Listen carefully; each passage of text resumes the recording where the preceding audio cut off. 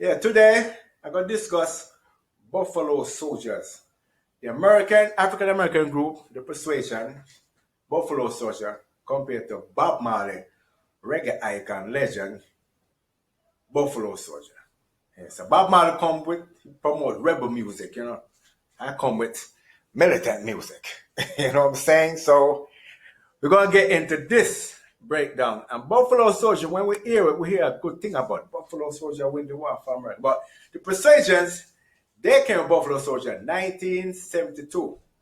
It was a good song.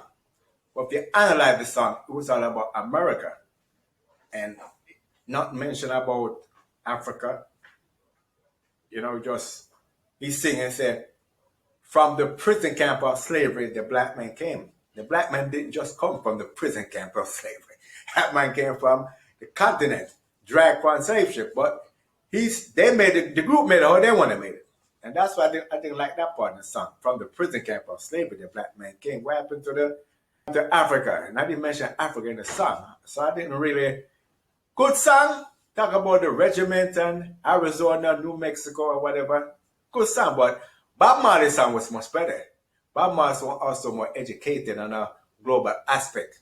Bob Marley mentioned Africa, Caribbean, in America, Buffalo Soldier win the war for America. Traveling to Jamaica was a Buffalo Soldier. Somebody said, dripping from the mainland in the heart of the Caribbean. So Bob Marley's song is a more better. And people mostly know about Bob Marley's song. A lot of people sing it on stage and a cappella.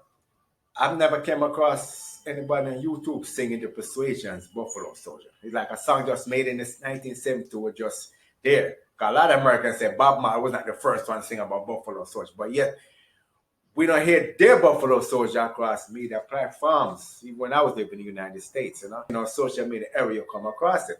I decided to just do a video comparing about Buffalo Soldier. But like I said, there's a lot of things about Buffalo Soldier. It was just black people fighting for America.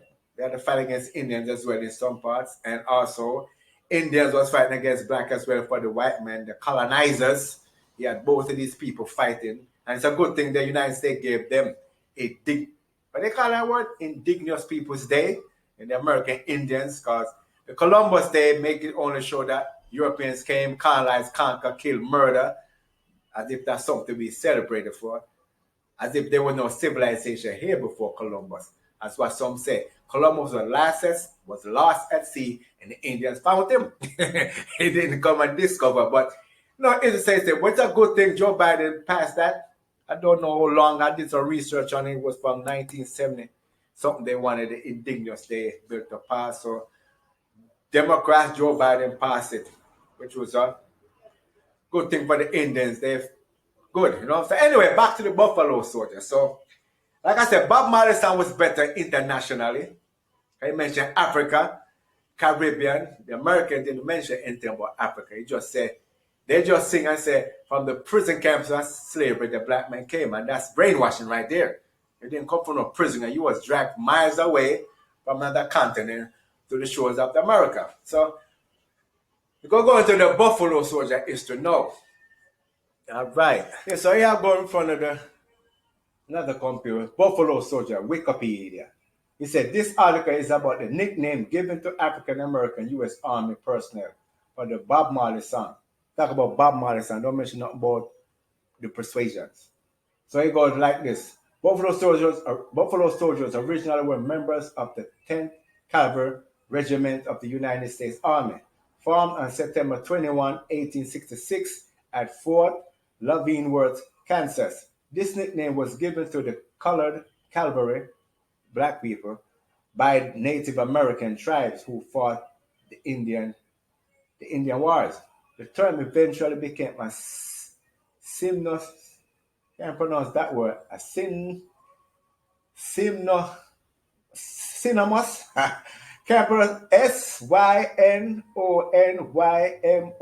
Synonymous, synonymous or whatever. Anyway, with all the African American regiments formed in 1866, 9 Cavalry Regiment, 10 Cavalry Regiment, 24 Infantry Regiment, 25th Infantry Regiment, and 2nd, 38th Infantry Regiment, Although several African American regiments were raised during the Civil War as part of the Union Army, including the 54th Massachusetts Volunteer Infantry and the many United States Colored Troops Regiment, the Buffalo Soldiers were established by Congress as the first peacetime all-black regiments in the regular U.S. Army on September,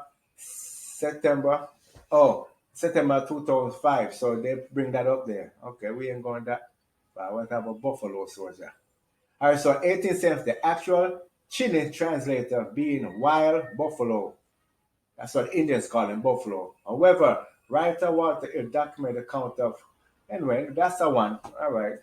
They go the next one now. Buffalo Soldier were African Americans who marginally served in the Western frontier following the American Civil War, 1866. Six all-black cavalry infantry regiments were created after Congress passed the Army Act. Okay, near one. Their main tasks were to help control the Native Americans of the plains, capture cattle, rustle, and thieves, and protect settlers. So the black people fighting the Civil War, fighting for America, white people, because that was they are the part of it. You know, black into the Civil War, black didn't win the Civil War, black didn't enter the Civil War.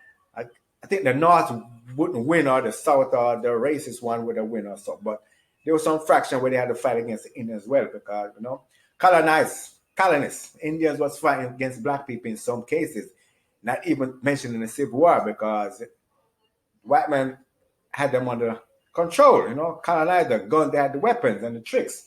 Who were the Buffalo Soldiers? So they got a little perspective of the Buffalo Soldier.